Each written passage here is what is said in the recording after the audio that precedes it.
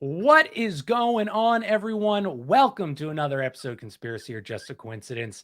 I am Jack Allen. So today I was trying to think of alliteration. So I was like, super spectacular 2-hour special, but I couldn't find the right alliteration. But today is an awesome show. It is soon to be 9/11. So we're going to be doing a 9/11 show. So I brought on some heavy hitters. We'll start at so Tony, welcome. Thank you. How are you doing today, dude? It's great to be back, Jack. Nice. My man, Oddman, how are you doing today? And thanks for coming on the show, buddy. Oh, it's a real pleasure, man. It's great to meet Tony and always a great time to be on with you and John. And last but not least, the Men in Black over here. He's going to shoot some aliens when he's done. John from We've Read. What's going on, John? I had to put on some shades because the future's so bright. Oh, Gotta wear shades. All right. So no, I'm just messing with everybody. I'm glad to be here. This is great. I can go ahead and sum up our 2-hour stream on 9/11 with one word. Jews. Good night, everybody. We're done. So oh, that was a beautiful start, man. We were like a comedy skit. That was nice. Good. That was a great start to the show. I already banned on YouTube, by the way. I got banned on YouTube with one word. I knew this wasn't going to stay. Yeah. Whenever I have you guys on, I always Tony. He's good. He's a good guest. He doesn't get. I don't have to remove his episodes. But so I'm the bad boy. Yes, you are. I wanted to talk about 9/11, obviously, and so I wanted to start with you, Tony, because your story you went. When did you go over to Iraq? Like, because you were when did you go over? Yeah. Well, for the record, my unit, I was part of the 108th MP Company Airborne Air Assault out of Fort Bragg, North Carolina, which is military police paratroopers. And we were the first Army company on the ground in Kandahar, Afghanistan, following 9/11. So I actually got in country the close of 2001. I was staged in Spain for a couple of weeks. But as soon as the attacks happened, I was in Sofia, Bulgaria at the time because I was representing the United States at the World Powerlifting Championships. I was part of the way. Yeah, and I was in the Tony, military. how long were you stationed here? I was stationed at Fort Bragg for close to 5 years. When did you leave? 2004. That's when I graduated high school. Damn. Maybe I saw you. Maybe. I mean, who knows? You in Fayetteville?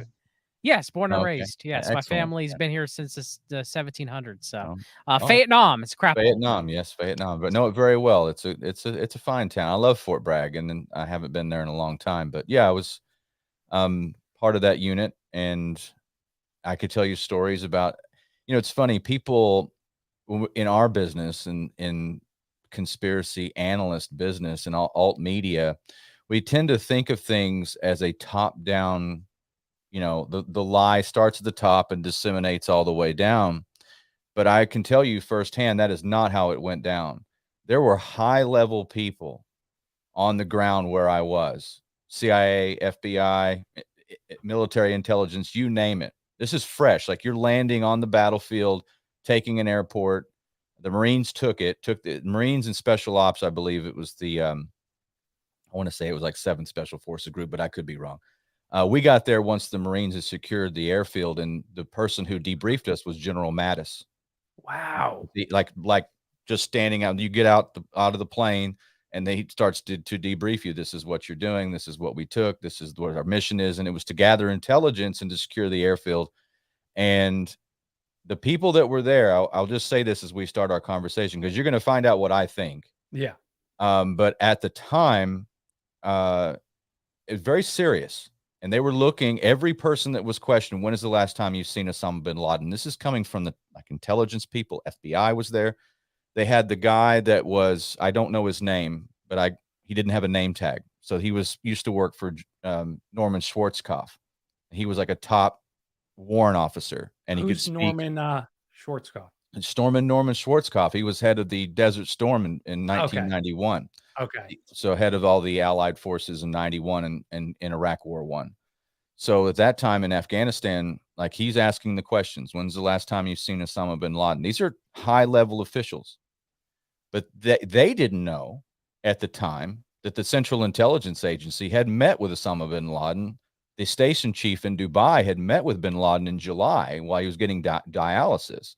There's also intelligence that they knew exactly where he was on at least September 10th. He was in Rawalpindi, Pakistan, doing the same thing. He's getting dialysis. It's a dying man. So on the ground there, it's a lot different because it's compartmentalized. It's not a top down and everybody knows. That's how all these things don't happen that way. It's not like everybody, oh, you're part of the intelligence community, you're in on it. No, you don't know. Some people are patriotic, good people. They just get caught up in the wave of whatever the policy is. Yeah. I had a guy come in yesterday to my shop and he says, I kind of got hip to things. He was a military intelligence officer. And he said, I got hip to things when I realized we were monitoring all these drug cartels down on the border. And we just watched them do everything that they did. And we had all the intelligence. And I kept wondering, when are you going to do anything about that? And they're like, we're not. That's fascinating. It was both sides. So it's a very complicated subject. I mean, I think I was going to leave it to, John's first comment. I was thinking about you, John, today. I was like, he's like the Sherlock Holmes of finding controlled opposition. I was thinking about your role and all. No, Columbo. Oh, Columbo. Okay, I like that Sherlock Holmes on my best days because they were both INTPs, but on my worst days, I'm Columbo. I kind of just like stumble in and like, oops, sorry. And one more thing. And one thank more, you, Tony. That's a great comment, though. Thank you very much. Yeah, but I don't want to take up all the time, but we'll start there. I mean, that's my background. So and I was also in Iraq too. I'll come back because I have another like follow-up question, but we'll go to Oddman and then we'll go to John. Oddman, where were you how old were you 9/11 happened? When did you realize it was a lie? Some backstory. Oh gosh. So that was how long now? That was 21 years ago. Yeah. Oh my God. I was 27. I was working at Ripley's Haunted Adventure in Gatlinburg, Tennessee. I was dressed up. I was dressed up. Yeah. Well, actually, when it happened, I was on my way into work and I was listening to throwback to some really old people, Mancow Muller on the radio. And he reported that I think he first actually said that a helicopter had hit one of the twin towers. And then he said, no, it's a plane. And I was like, wow, they were making a really big deal out of it. And he was saying, it's got to be a terrorist attack right off the bat. And I think it was about the time I got to work, the lady, there's only like 2 of us working that day in the haunted house. But there was a lady there that she took care of all the wardrobes, right? And we didn't have a TV there. She was listening to this little radio that she found somewhere. And she was like really upset. And we were kind of standing around and we put our scary makeup on and they reported that the next plane had hit the tower. And I was like, oh shit, we're under attack or something, and people kept coming through the haunted adventure the whole time. I wanted to just leave. This is the weirdest story I've ever. Right. Kudos on, man. I mean, yeah. I'd gotten my younger brother, he's 5 years younger than me. So I'd gotten him a job there. And I told him, I said, look, dude, if another crazy thing happens, screw this job. We're leaving. We're going home to the family. And, we're going to figure out what to do from there. But that is a great 9/11 story, dude. That's like the best one I've ever. You found out like dressed up like Batman or Bambi. Yeah. And this, I'll never forget this maintenance guy. He was a Vietnam vet, and he's like, he could tell I was really upset, and I was having to talk to people coming through the haunted house, and give them this spiel about, this whole spiel that you invite them in this haunted house and tell them this whole story about it's a casket making company and all this crap. And man, I was not in the mood to do that. I was rattled, and he took me aside and he said, look, just calm down. He's like, everything's going to be okay. It's probably a terrorist attack, but there's nothing you can do about it. He gave me a little pep talk, and he said, you just need to do what you do and go home and be with your family and take it from there. And he said, this is going to be a war. He said, a lot of people are going to die after this, a lot of people. And, I didn't think much about it at the moment, but it's kind of rang in my head ever since because he knew what was coming. Yeah. Wow. An interesting story too, because now the entire world is a haunted house. Exactly. Clown world, but yes. and many are dressed like clowns. Yeah. Yeah, especially the officials, they're dressing up now in costumes and whatnot. So, and then I'll come back to Oddman. We'll get really into it, but we'll go to John. John, how old were you, and what was your immediate reaction? I was 16, and I was in I was in 10. No, I was 15, and I was in 9th grade. And I was in my social studies teacher's hut at Southview High School. And it hit, and I was like, wow. And then they came in, like they like rolled in the television into the hut. All right. And they were like, we like something like, so we're like, what? Because that was weird, right? And they were like playing this alarm on the intercom. You know, we were like, what's because we lived in a military town, as Tony could tell you, you know. So we were like, what's going on here? You know, and then they played the news, and we saw when the second plane hit. And so they canceled school for that day. So we went home. And my dad, who was a conspiracy theorist, at first was like, okay, maybe we were under attack, you know, at first, right? But after a few weeks, he was like, you know, he was like, yeah, I remember listening to Bill Cooper, and Bill Cooper was like, this thing stinks to high heaven with him, you know. But I was a neocon at the time. And so I had the politics of my grandfather. So I was like, you know, those dark Muslims, you know, and my dad was like, what are you talking about? You know? And so I, you know, I remember listening to Bill Cooper. You know, it was right before he died, you know. And so, you know, my dad it took my dad about a few weeks, but he realized that he was like, wait a minute, you know, like he felt something was off the day it happened, but he was still like, well, maybe, you know, and then after like you know, we listened to Bill Cooper a few nights and stuff like that, everything, my dad was like, no, this is not, stuff's not adding up. And so I didn't learn it was an inside job until December 2008. One evening I was listening to Coast to Coast AM, and Alex Jones was on in December. I had this old radio that used to be my grandfather's, had a tape deck in it. And I brought it home, and I was playing probably a Supreme Commander on the computer, or Command and Conquer or something like that. And then it came on. Alex Jones, it came on. He was like, no, it's an inside job. And I was like, huh? What? You know, and so, you know, eventually, you know, I started looking up the stuff, you know, going to InfoWars and Godlike Productions message board and stuff like that and everything. And then, you know, I realized, I was like, okay, so it is, you know, so it took me that long. It took me, 7-8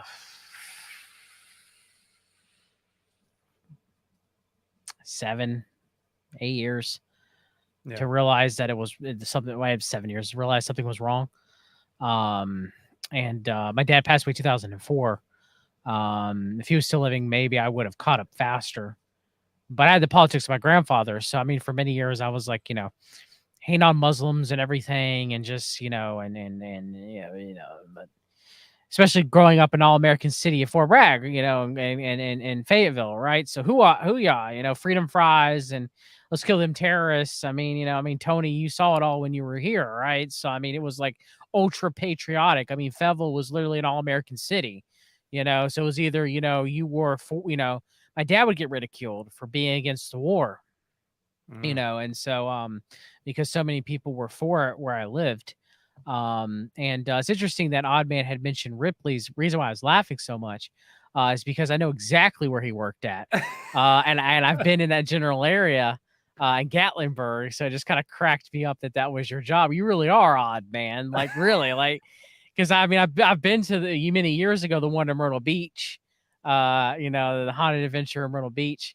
So it's kind of crazy when I think about it, because, you know, I've been to Gatlinburg, I've been where you're, and then Tony's lived in the town that I've lived in, city I lived in, which makes sense because, you know, he wasn't a pair of legs, he was a paratrooper. Hoorah! So, you know, I mean, you know, he's been, most paratroopers come through here, right? You know, and so, you know, it's just, it's kind of weird how we all cross paths. You know, hey Tony, one quick question: did you ever eat at Luigi's by chance? Yes, and I'm trying to remember where that is. I know that I have. So do you remember the shooting there? I don't know what year that was.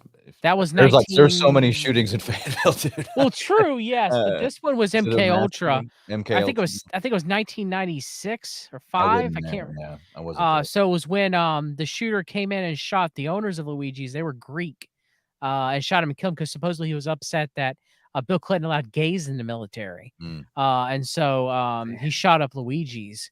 But I still go to Luigi's to this day. familiar. It's excellent food. High quality Italian steakhouse. But it just made me think about asking if you've ever been there because of the whole MK Ultra shooting that went down there. So it's interesting. Well, so Tony, so when you were there, you know, boots on the ground, all those phrases, but when did you start either asking questions, or what was the thing that you first heard that changed maybe or what was your original opinion? Like, what was your original opinion? You understand what I'm saying, right? Yeah, I was 21. It's kind of a mixed bag because I realized that everything had changed. I mean, I was part of the U.S. team over there representing the United States for the world champion powerlifting, but there was no other military there. Yeah. And I called back to Fort Bragg, and they, you know, immediately had new orders. And I knew where we were going. So it's a frontline unit, and you know, it's not special forces, but it's an elite unit. It's a very special unit. There's not many. I don't know if they even still have it, where they have a designation of air assault and airborne at the same time. But I just knew that I was going. And obviously, you're processing things like, how'd they even do this? And then the buildings collapse, and like, this is just insane, you know. And I remember I was with my dad and Sophia. We were at the Hotel Hamas of all things. That's and ironic. yeah, and I was watching the buildings collapse, and we just looked at each other. Like, I'm like, there's like, how many people visit the World Trade Centers every day? I mean, we were just thinking about what mass casualties that was. How did that even happen? I didn't know about Building 7.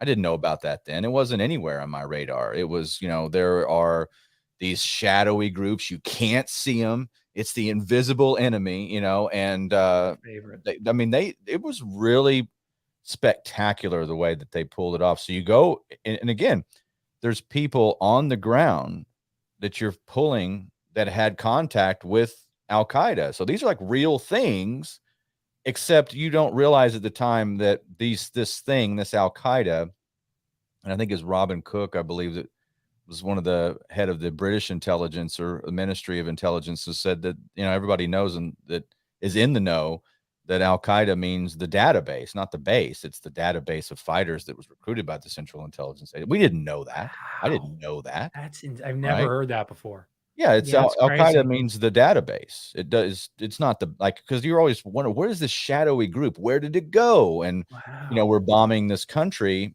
and you know, Afghanistan is, I mean, it's been constant warfare pretty much throughout its history, but it was pretty stable for a while. I mean, they had, when we go into houses that were bombed out, you would find like photographs, and people would be in suits and ties and stuff. I'm like, what happened? You know, what? Yeah. Constant warfare, you know, destroys society. You know, whether they're talking about the Soviet invasion or coup d'etats and, you know, U.S. involvement. I met guys there that one of the National Guard from North Carolina, of all things, was a Navy SEAL, and he was retired Navy SEAL, and he was with us like as an MP, like he was retired, but he was there working as the National Guard. And he said, I was here in the 80s.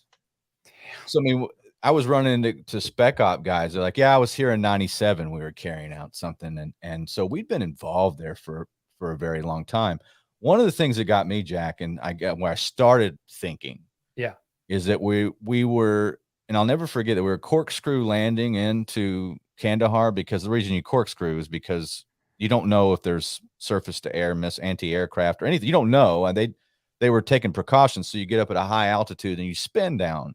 So we had all this equipment loaded in and chain. They turn all the lights off. So you're sitting in the dark and you're spinning around about, you know, hey, oh my God. And I remember thinking, it did occur to me at that time. I was just turned 22. It's like my birthday's on December 26th. So I just turned 22 in Spain. And I remember thinking, so 4 planes take off inside the continental United States and strike targets, you know.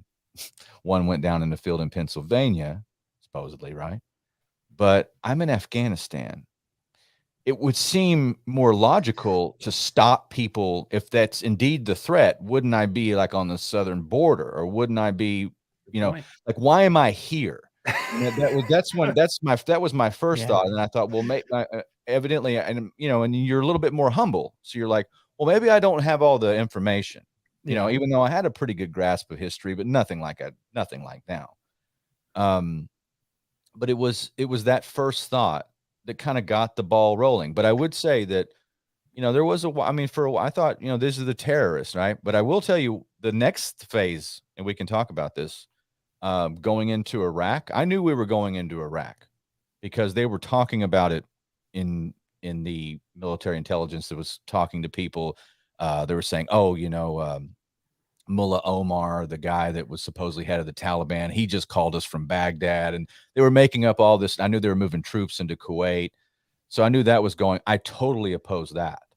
And I said, we can't do this. It caused a lot of division in the people around me too. And I wasn't going to not go. Right. But I was said, we're building for Iraq, guys. This is a sideshow.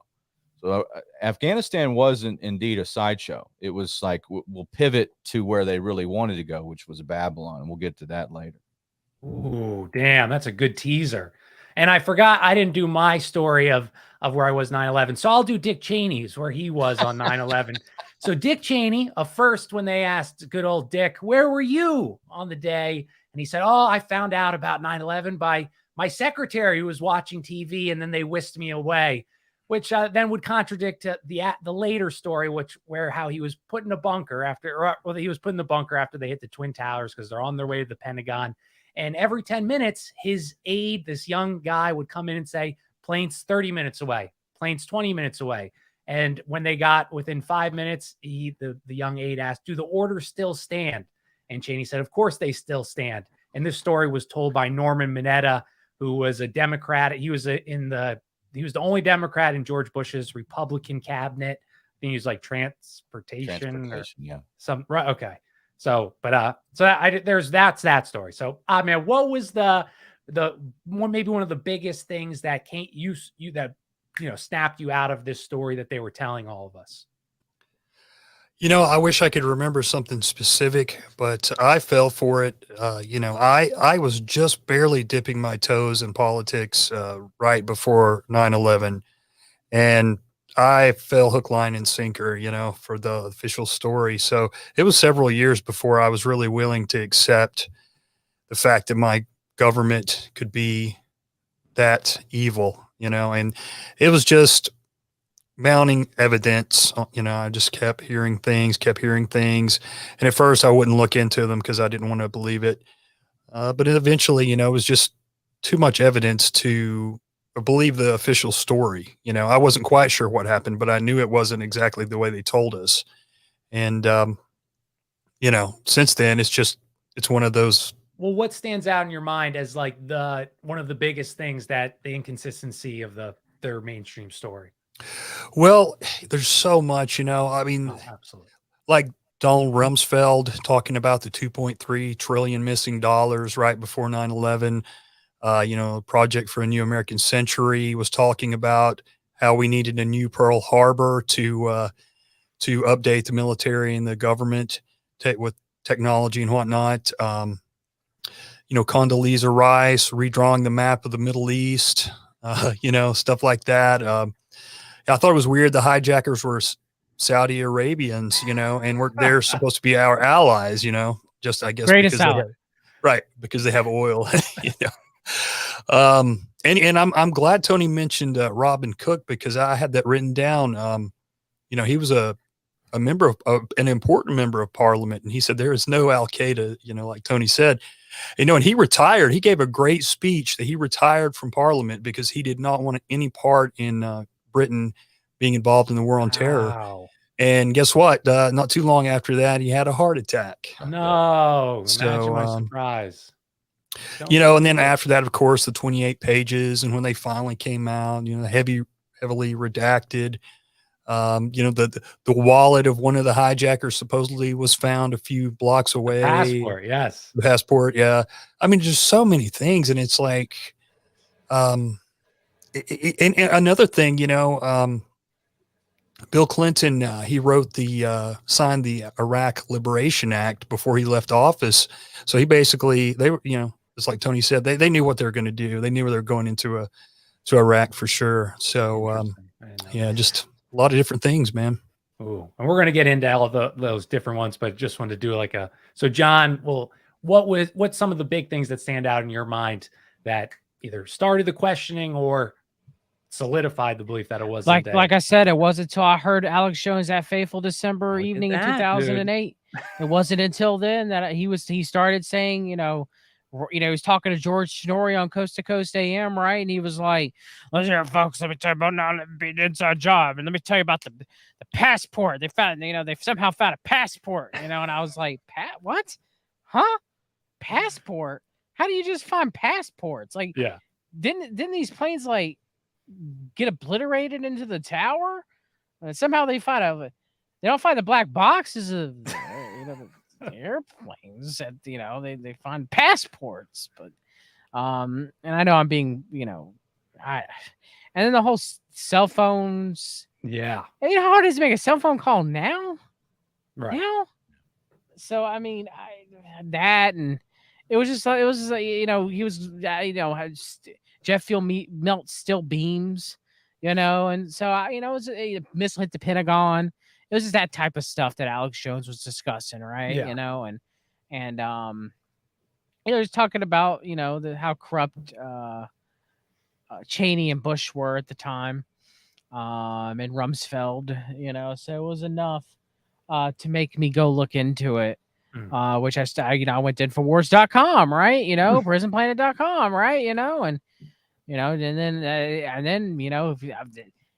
look, as much as I give CMP Alex Jones crap, and trust me, he deserves it, because I'm about to do a stream on him interviewing Andrew Torba today, and it makes me just want to barf everywhere. But, I do have to thank him, because I wouldn't be sitting here likely if it wasn't for Alex Jones. And many people listening, I know, that it's the same for them as well, and so all of the bad that Alex has done, there's some good that has come out of it too, and so of course you could say here recently it's been much worse than good, right? Because at least when I was listening to Alex, and many people listening were listening to Alex many years ago, it was the false facade of a different Alex Jones, one that actually called out, or appeared to call out, the right-left paradigm, and would occasionally call out Israel, rarely, but would.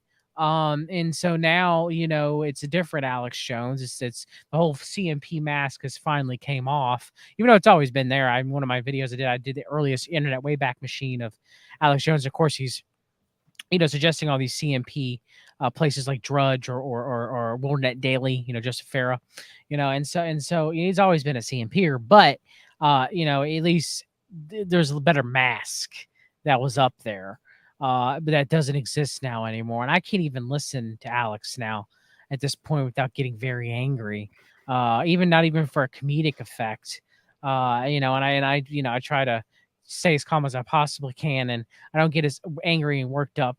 I guess that the Holy Spirit dwelling in me kind of calms it down a little bit. I'm not cursing right now as I'm discussing this. I've been tempered a lot. If it was about 5 years ago, I'd be cursing up a storm. But so I do thank Alex for that. Yeah. But I have to give him props for that, because it's true. But so I mean, it took me a while, Tony probably noticed it sooner, because he was in the thick of things. His life was on the line. He was serving his first country, so most soldiers, especially when they ended up coming back, they realized that, a lot of them were sadly, especially when you come back, Tony, as you well know, most soldiers are, especially when they, leave the military, they get out. The VA system is just horrible. It's just thank you for your service. You're done now. We don't give a crap about you. and if it was up to me, that wouldn't be the case. I see it really bad here in Fort Bragg of how many homeless people were former soldiers, and our church does our best to try to minister them and outreach them and try to help them as much as we possibly can. But I see it, frontline and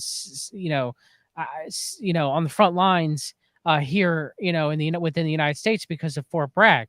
It's where I live. So a lot of soldiers realized something was wrong very quickly. Not all of them did, but there were a few that did, right? And so they started noticing that something was wrong. I had a good friend of mine who was in the Air Force, and he, right after the invasion of Afghanistan, he was already up for, right before 9/11, he was about to be up that he could leave, he could be honorably discharged, and he was going to use his GI Bill to go to college, and then after that, he had to be a little bit longer because of what happened, with 9/11, but he was like, he goes, I signed up for war, but I didn't sign up for this, and so somehow he knew, and he got out, so, some of the soldiers did know, they had knowledge, especially the vets, because Oddman mentioned the Vietnam War vet, who knew, but not all of them did. My grandfather was World War II, but he didn't really understand, two wings, one bird until a few years before his death, right? So he was a neocon for a very long time, but finally realized, okay, something's not right about here a few years before his death after I've talked to him for so long, and he just eventually just got so disillusioned with politics. He was just like, I don't care anymore, so I guess I'm rambling on. Hope I'm making sense, but I do feel for the military, for men and women in military, because it's very sad to me that the machine, just the military industrial complex, just spits them out, just uses them for whatever. You sign your life away to Uncle Sam, and then some people do get taken care of out of the system, but a lot of people fall through the cracks very tragically and sadly.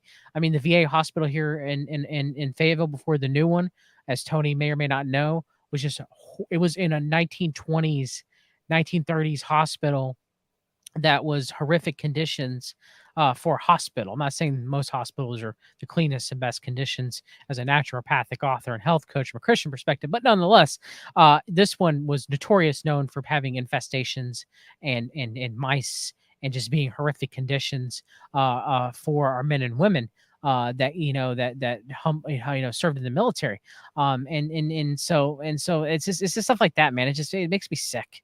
It just makes me sick, Absolutely, dude. Well, I didn't like I watched Zeitgeist, and that broke, that like started my. I heard on By Their Fruits. Shout out to Jeremy and Bryant. So I heard your story. So, but I wanted just to bring up just a few of these like things that just never made it. And obviously Oddman mentioned a lot of them, but there was a story in 1979, a pilot got within 12 miles of the World Trade Center, and they told him, or FAA, whoever radioed him, said, if you get under 5 miles, we'll blow you out of the sky.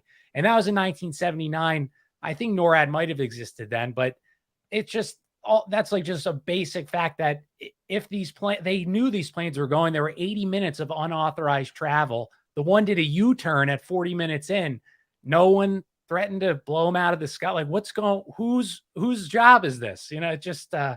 But I wanted to get back to Tony mentioned something about Babylon, and my ears perked up. So could you elaborate what you were referencing or getting at, Tony? Sure. And of course, 1970. I did a whole podcast on Periscope about 1979, a very important year leading up to 9/11, which is why is that? Well, if you go back to the construction of the World Trade Center, it started in 1968. I'm going to get a little bit metaphysical here because I love it. I love getting physical. My journey to being a conspiracy theorist is actually, I didn't start doing this until about 5 years ago. I mean, I had a lot of background knowledge, obviously being in combat and seeing firsthand and seeing foreign policy, but I was always preoccupied with the neocons.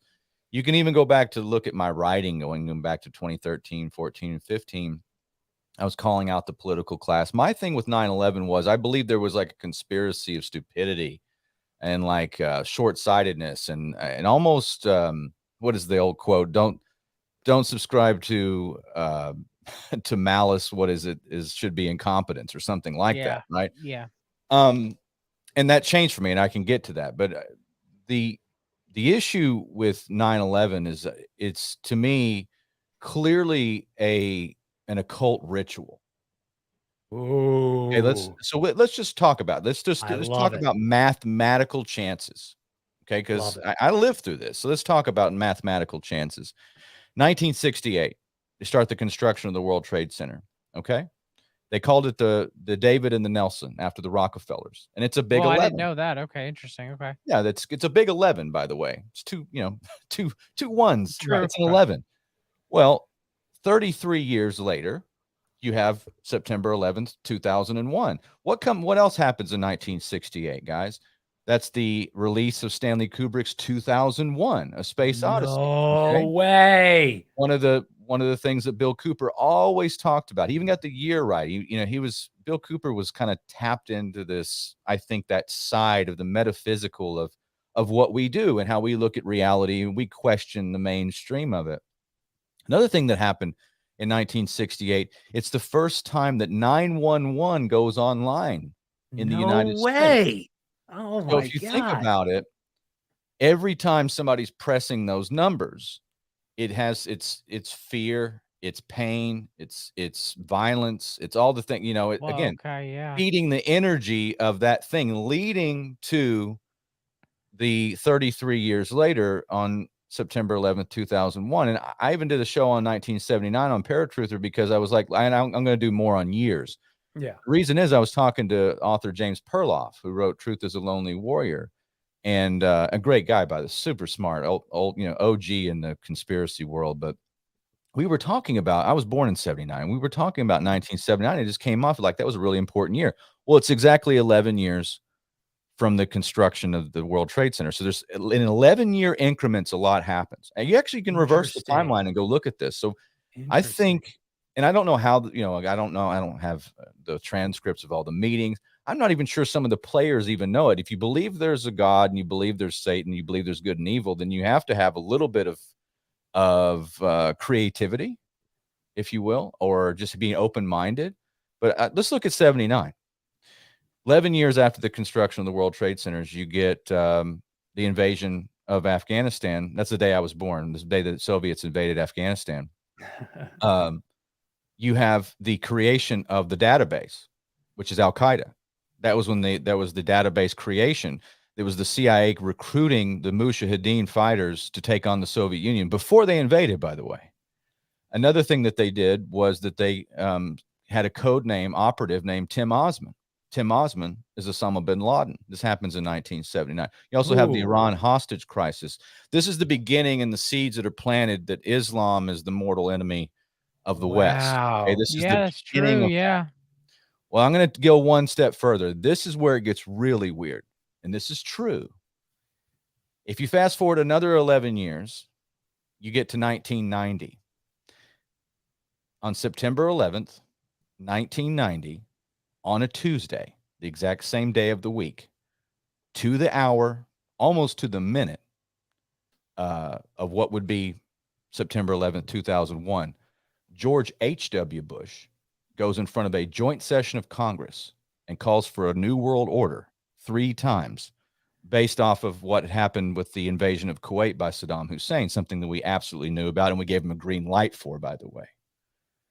So he goes out, we're going to do this big ritual, right? So what are the mathematical chances that President George H.W. Bush, Bush 41, would be standing before a joint session of Congress calling for a new world order 3 times on September 11th, on a Tuesday, exactly 11 years to the date, almost to the minute, that his son would be in front of the cameras, in front of the world, George W. Bush, to tell people that we're going on a new crusade in the Middle East, a continuation of what Papa Bush did. Now, and it's 9/11 right now. I just want to say that. All right, continue. So this is where my mind goes. Once I learned that, I go, how is that even math? There's no mainstream person talks about that. It's so bizarre. Like, how could you calculate that? What are the odds? I don't know what the odds are, but it is bizarre. And I would say that, there's so much symbolism, and William Ramsey's work on this is amazing. You can look at, you know, the Aleister Crowley influence. You know what symbology is not in 9/11, folks? None of it. Islam. There's no symbology to Islam anywhere in it. I can't find it. I've looked for it. Point, dude. As a matter of fact, Gore Vidal, who I like very much, and of course he's long since passed away, but he wrote a column, and he was, you know, criticized because he kind of did 9/11 truth at the time. You know, he was they referred to him as the gay Pat Buchanan. Gore Vidal was a brilliant guy. He was of the left, but he was very brilliant. Okay. And he wrote a column, and you guys should read it, about after 9/11. And he said something very interesting. He said Tuesday in Islam is a day of darkness. And I'm thinking, wouldn't it be celebratory? Wouldn't it be something you're like, we're going to have victory? Why would it be? So they chose that day, or again, the powers that be, and you never see the people. You know, Billy Ray Valentine, if he was here, he'd be talking about hijackers alive and well, BBC. Yes. Right? Yes. So I'm just saying there's so much wrapped in this. And now with all these years behind us, what's the deafening silence in our world today? I thought we were going to have a clash of civilizations. I thought there was going to be a caliphate. I thought that there was going to be all these terrorists, right? Well, the terrorists are people that locked us down in 2020, that did a controlled demolition of our economy. I don't see where are all the, if you're in the Middle East and you're being shot at by Mujahideen or Saddam loyalist or Fedayeen or something, it's because you're there. I mean, I was there. They shot at me. I mean, I'm glad I got to come home. Some of my friends didn't. I'm not saying that they deserve that. I'm not saying any of that, but I'm saying that's why you fight them. But it's very bizarre that it's a deafening silence in this country today. You don't ever hear about it until they want you to be afraid of it. They got new things to be afraid of. You know, Trump called coronavirus the invisible enemy. It was kind of like the people you can't see on the planes. Right. I don't have all the answers, Jack, but I do know that you can go look up what I just said. That's absolutely 100% true. I don't know what it means, but I don't think that and look, George Bush sits and does 7.5 minutes at reading My Pet Goat to children in Florida. Why is he? By the way, why is he in Florida that day? You know, a state that his brother was governor of at the time, and that's where the pilots, whatever, they trained to fly but not land, and all the rest. And they stayed at the hotel right across from the NSA. I have questions, because if you're commander in chief, you know this. You have 5 minutes to launch a retaliatory strike if you've been launched upon. You have less than a 5-minute window to decide what you're going to do. I never heard that. He sat there for 7.5 minutes. So somebody told him, I think it was Ari Fleischer or somebody, said, America's under attack. And he goes like that. And he sits there for 7.5 minutes with no context. Yeah. So I don't know. I don't buy it. I don't buy that, whatever happened, the official narrative is absolute conspiracy theory garbage. I do know that much. Yeah. No, dude, I never heard that about the numbers, but and I'm not a big like gematria guy, but today someone posted about Queen Elizabeth, and it was like similar odd things. Like she died 911 days after the day that changed the world, which I think is when they called COVID, like the COVID's here, March 11th, 2020. It was 77 years and 7 days after World War II ended, and a few other ones. But, and I know some people, you could say that's a stretch, but if I look deeper, I think there's gotta be something there. What do you think, Oddman? Dude, I am so sorry. I was trying to pull up a link. I kind of lost it. I see the link. Well, I'm terribly sorry. No, we'll go to John. Dude, Tony dropped like some gematria numbers. So I was just. Well, no, I love what he was saying, because I was thinking about William Ramsey's work on this as well. In fact, I pulled that up because I had it saved in my phone. And it's just unbelievable with the Crowley numbers, I'll just mention a few, because I think if people haven't heard that, it's really insane. So Crowley, his perfect number was 11. He said it was the number of magic. Yes. I think he said it was the sacred number par excellence of the new aeon. 11 is the number of all who are us, according to the book of the law. And if you say, do what thou will shall be the whole of the law, it's 11 words and 11 symbols. Ooh. Magic with a K K is the 11th number, or the 11th letter in the alphabet. It's associated, the number 11, with perdition and destruction. It just goes on, and then he gets into, the numbers of the planes and different things like that. It's just unbelievable. But I was looking up, because Tony had mentioned George Bush in that, when he visited the kindergarten when it all started. And you can't hardly find the video of that. You can find like videos of it where people are talking over it, but there's one that I put in the chat there, and it's unless it's doctored, the kids are like repeating these words. They're what do you call it? We have the certain words, in English that they have to do, vocabulary words. Oh, okay. And they're repeating: kite, hit, still, plane, must, kite, hit. And I've seen that. It's, I don't know, man. I mean, it's just insane to me. It's just crazy. Like when I first saw that, I was like, that cannot be real. But then I watched a video of because the teacher talks on there too. I watched a video of the teacher talking, and it sounds like her voice too. So it's like, it's crazy. That is crazy. John, any thoughts? I don't pay attention to the numbers because the whole movie, number 23 with Jim Carrey, like I would be like, I'd be like lost in the numbers. Like, it wasn't, I guess like, Yeah, it was like Jim Rain Carrey. Man, I guess. Yeah. And so, I don't mess with gematria. Because, but I mean, I do think there was an occult ritual 9/11 though. I mean, shout out to William. He's a research partner and a good friend of mine, and a fellow brother in Christ. And his stuff on 9/11 and Aleister Crowley is really, really, really good. And so I just don't pay attention to the numbers myself. They just drive me crazy if I did. Probably that, and I hate math. But there's something to it. There's something to the dates that they do to run their magical rituals. Like, I'm not even going to say that. Of course, that's a thing, Yeah. And they believe in it. So, could I go over something real quick? Dude, yes. Break it. Okay, Go. so, I want to talk about the CFP angle of 9/11. Love it. Because why not, right? Okay. Yeah. And so most people know about the project for the new American century. Okay, they're the architects of 9/11 and the Middle Eastern wars. PNAC's stated goal was to promote American global leadership. American leadership is good for both America and for the world. It's not to build support for a Reaganite policy of military strength and moral clarity. So Reagan's peace through strength.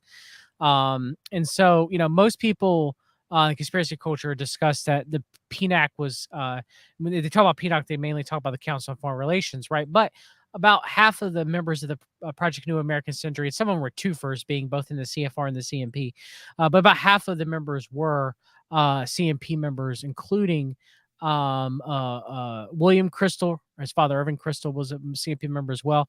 Dick Cheney, Donald Rumsfeld, Karl Rove, Frank Gaffney, Steve Forbes, John Bolton, William J. Bennett, Gary Bauer, Paul Wolfowitz, Norman Podhoretz, Daniel Quell, R. James Woolsey, and Elliot Abrams. And so, majority of PNAC, again, one bird, two wings, CFR, CMP come together for the Project New American Century. Can you just explain what the Project for a New, brief, what that is? They were just a think tank that was, like I mentioned earlier, they're pretty much like a globalist think tank, but kind of like they put on the idea of like America should be number one, which, we've had this discussions before. All of us have had our own different opinions. I myself am for the appearance of a unipolar world with America as the world police is the top dog because we get some sort of benefit from it. Let's be honest, we're all Americans. We get at least a little something of the crumbs that fall from that. And, I would assume that Russia and China would probably be worse to the world than America is. Now, some people can argue, well, look how bad America is, and at least the presumption of the elites of how bad America as being top dog is. But I would believe that Russia and China would would probably be worse in my opinion. And so, look, I'm not saying it's perfect. I'm not a fan of a multipolar world as Dugan would put out. I much prefer a unipolar world with the illusion of America being on top, and before America was Britain. And so, in theory, what they say, as far as American leadership is good for America and the world, or to promote an American global leadership as a unipolar world. I mean, again, it's none of this really matters. We have no control over this, right? But like, I understand that. Okay. But the Project for New American Century were not good people, obviously. And they had a lot of the pre-planning for the events of 9/11, for example, as a pro-war, globalist, like a combination of communists and Fabian socialism come together type think tank, right? And so I'm myself am anti-war. But what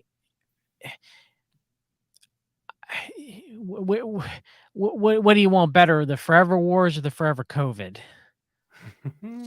So I mean, I don't know the answers to that question. That's a very difficult question to ponder, and I can't even begin to have an answer to that question. Yeah. But Dick Cheney and Donald Rumsfeld attended a CMP meeting shortly after the invasion of Iraq to brief them about the Iraqi invasion. And Cheney has spoken to multiple CMP meetings. Dick Cheney attended CMP meetings as late as 2011. The Antigua Bank is a financial institution incorporated in 1988. Has multiple connections to members within the Council for National Policy. The bank is based out of the Bahamas, Switzerland, and Liechtenstein. So now we get to the Swissy Swiss part. Good, honest banking places. Nice. We're gonna talk about the Swissy Swiss. A lot of people talk about the Jewish connection and Mossad connection to 9/11, but we're gonna get to the Swissy Swiss here for a little bit. All right, they're a little bit higher up. Less people talk about the Swissy Swiss. All right, Swiss Templars.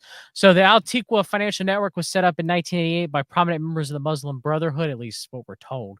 Most notably, Antigua's chairman and co-founder Youssef Nada.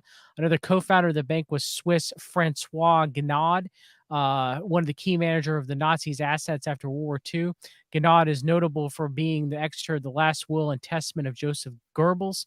He made a fortune publishing Goebbels' diaries, which he held the posthumous rights for as long as with the rights of Hitler's work for at least a decade, and Bormann's works as well.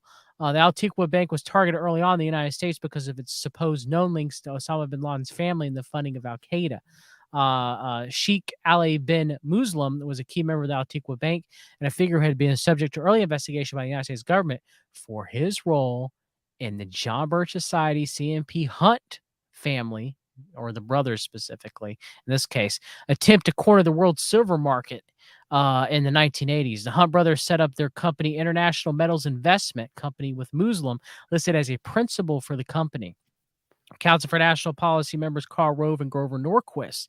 Grover Norquist was president for America's Tax Reform, economist and chief speechwriter for the U.S. Chamber of Commerce during Reagan administration, was a lobbyist for Microsoft while Bill Gates was the CEO, founded the Islamic Free Market Institute, and appointed Khalid Safari, who was the protege of Abdurrahman Al-Umudi.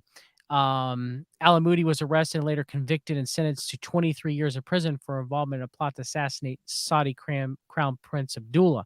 The IFMI accepted $20,000 in donations from the Safi Trust. The Safi Trust is funded by none other than Youssef Nada, who I mentioned earlier, who had his assets frozen shortly on 9/11 on suspicion on funding of Al-Qaeda. So I got a question to Tony.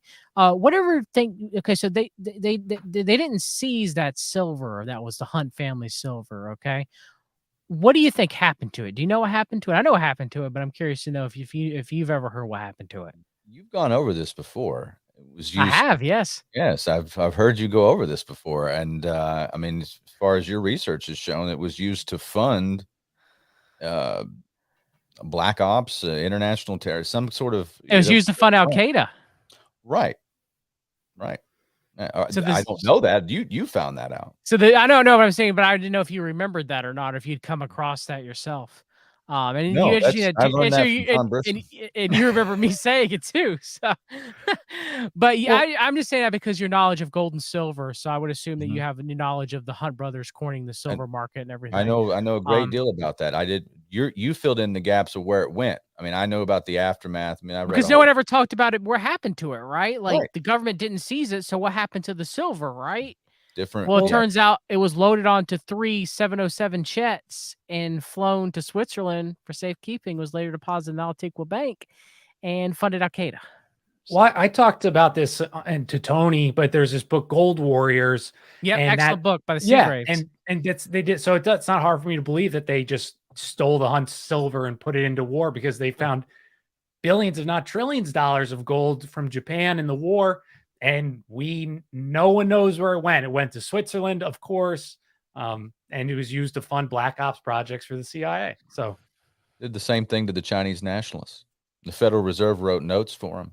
They actually tried to sue and get it back, and they said it wasn't real. The notes weren't real. did you tell They me weren't. that, Tony? Were Yeah, we I gotta talking about that? find that. That's in the book, The Killing of Uncle Sam by Rodney Howard Brown. So if you put it all together, let me ask you, Tony, because you know a lot about, obviously you're the most knowledgeable here when it comes to precious metals. If the gold is gone and the silver's gone, and the silver couldn't have been used to fund all of this, right? So if they have all the precious metals, and Ron Paul, CMP, wanted to end the Fed, right, and replace us on some sort of gold standard, is it the gold and silver that was seized that they have from the Philippines and the Hunt silver, the corner of the market? Is that what would fund some sort of quantum financial reset? That's an open question. It certainly could. I mean, right now, or why are they? And this is kind of not on 9/11 topic, but why are they We go with accumulating? the The flow. governments of the world are at record pace. Not governments, but central banks per se, which are kind of the same thing. But they're accumulating gold at breakneck pace. Why? They're not accumulating their own currencies. What do they know, right? So I watch that very closely, and I think that they could be used to reset this system. Say, well, we got all these reserves, we have all in that, we can back it up with this, and sorry about that. Here's your new digital wallet. Here's your I'm just central curious because we're talking about silver and gold and everything, but Yeah. we all know that Al Qaeda was funded by the CMP, but it was set up by the CIA. And who wasn't involved in 9/11? Is that another? Have you ever guys come across anybody who wasn't involved in 9/11? Because I sure haven't. So a lot of players. Oddman needs to talk about the Jesuits now and the Mormons. So go ahead. We gotta. Ooh. Is there a Mormon or Jesuit connection, man? Oh, I don't know. I've not heard of okay. one, but I'm sure there is. If you ask somebody who's really into the Jesuits, Yeah. they say that the Jesuits Call are up behind Johnny every Cerrucci, single something thing. like Yeah, yeah. Yeah. Well, I think. Oh, yeah, go ahead, man. No, I wanted you to add something, and then I was going to go to the next thing. No, I really don't have much to add, except I did want to say that I did a show on the Bank for International Settlements, and I didn't know much about them, but, they, of course, are in Basel, Switzerland, and they were created under a treaty, and nobody can touch them. Nobody can audit them. They can't go in and seize anything, because it was written under that treaty. It makes me wonder, because they were funding the Nazis. They were funding the Britain. They were funding Chase Bank. They were doing business with Chase Bank during World War II. So they were helping fund the Soviet Union during the latter part of the Cold War. So it makes me wonder. I mean, that's just one place, but it is untouchable. So you never know. That's where your gold went in 1933. When Franklin Roosevelt said, turn in your gold, and you had $20 gold pieces that were an ounce of gold. That's the Fed transferred them to the Bank of International Settlements, which was the plan all the time. Bam! I did not know that. That's some knowledge right there, son. That's the knowledge. That's insane, dude. Yeah, I just thought it went to Fort Knox, but No, I guess not. No, it's the Bank of International Settlements. So to pull it, we can go whatever way we want to go, but I wanted to talk about because we kind of brought up Muhammad Atta being trained in Florida. And so for people that don't know, that story is just so like insane. So they get on they live in Boston, or they is it Hopsicker stuff? That's Hopsicker stuff, right? Daniel Hopsicker. That's his research. I have his book, but the notes, I think this is from Trigger, David Ike's book, actually. Most of these notes. So David Ike must have borrowed from Hopsicker then, because Hopsicker was the one who broke all this information. Oh, I interviewed really? him on my show with George Wasn't that Terrorland? Didn't he write the book Terrorland? Yes, wrote- it is. Yes, it is. Yeah, and he also wrote Burying the Boys, which is a really good book. But yeah, it's from Hopsticker that I borrowed this from. Oh, So- nice. Well, so for people that don't, so whoever we'll say it's, and if you guys go get Daniel Hopsticker's books, he's good. I like his. I've read only one, but he talks about this story how they both were Ada and this Omari. They rent a Nissan Altima from Boston Logan Airport. Yeah, it's Hopsticker's work. Okay, yeah. Yeah, and then they drove to Maine. They stayed at a lovely Comfort Inn, so I could see why they would do that. Then they flew back to Boston, and that's where they got caught on camera in Portland, Maine, 6 minutes before the flight would depart. That's the only camera angle they have him. So already here, you know, this is the biggest event of their life. Supposedly, they wait and they get there 6 minutes before the flight departs. And granted, it's not, you don't have to go through all the crazy check-ins then, but. And then they just another times, the different timestamps on the videos, just like the Pentagon, no cameras at the Boston airport to confirm, but at all. And it is 2001, but just over and over, it's like every time that you would think, just like the cameras with Epstein, there's always just these weird breaks in these stories that, we would have had this info for you, but you know what? They were out that day. What can you do? So I don't know if you have anything to add, Tony, or I'm sure you've read this story, how these hijackers make very little logical sense, the way they're explained. Makes no sense whatsoever unless you were crafting. See, what I think about 9/11, obviously you kind of led off with how I usually finish, which is kind of the esoteric and the metaphysical. But if you go and just look at let's front load this thing, you have a pretext in the Gulf War. I mean, come on, guys. I mean, Ron Paul, even just like any surface level person who's talking about foreign policy knows about blowback. You know, you go in the 90s, go in and kick Saddam out of Kuwait. We occupy Saudi Arabia to help them in Desert Shield, all the rest of that, right? You incite resentment. You have Madeleine Albright saying in the 1990s, being interviewed on 60 Minutes, that the 500,000 Iraqi men, women, and children that died because of the sanctions, was it oil for food program that we put on them, those deaths were worth it. So you're creating a massive amount of hatred. So it would be pretty easy to recruit some people under the guise of, we're going to get the U.S., we're going to strike the great state and all this, right? I think they created them. I think that they had the pretext. They had all that. They were still doing the foreign policy deal. I mean, the foreign policy of the United States in the 90s is really interlinked with the Israeli foreign policy. And Israeli foreign policy is not about fighting terrorism. It's about destabilization. What threatens Israel are nation states. You learn that from the 67 war and the 73 war. They're threatened by nation states, not so much terrorism. So they want destabilization. Iraq needs to be destabilized, constant revolutions. Iran, the same thing. Syria, the same. All their neighbors have to be destabilized. So we ran that op with them, and still are still doing it for the most part. So I would say the pretext is there. The pieces fit for just like, hey, this happened, right? The problem is that when you start really looking at 9/11, like Lucky Larry Silverstein, and then you start looking at like the fact that the 9/11 Commission report, I mean, the families, this is true, by the way, the families were trying to get more money. And originally they wanted to give them like $3 million to investigate 9/11. $3 million. We have $1 trillion foreign policy. Give them $3 million to find out what happened. Don't need to ask too many questions. And the families raised holy hell, so they got like 13 million. Got some more money, right? Yes. Guys, they spent 33 million or so on George W. Bush's inaugural in his second term. Like they don't really, dude? Building 7 is not in the 9/11 Commission report. It's not in there. It just, it's 3 buildings, 2 planes, folks. And then there's a third building that just has an office fire and collapses in its own footprint at free fall speed. That's impossible. Happens all the time. It's all the time. That's why office fires always take down a building. So the story in and of itself, I believe it's a what you call a lee hop. It's a let it happen on purpose. And if you know anything about Pearl Harbor, because that's the key. When you learn about that this happened before, just in different ways, they need the catastrophic and catalyzing event in the Project for a New American Century, the new Pearl Harbor, when PNAC came out in 2000, September of 2000, exactly 1 year before 9/11.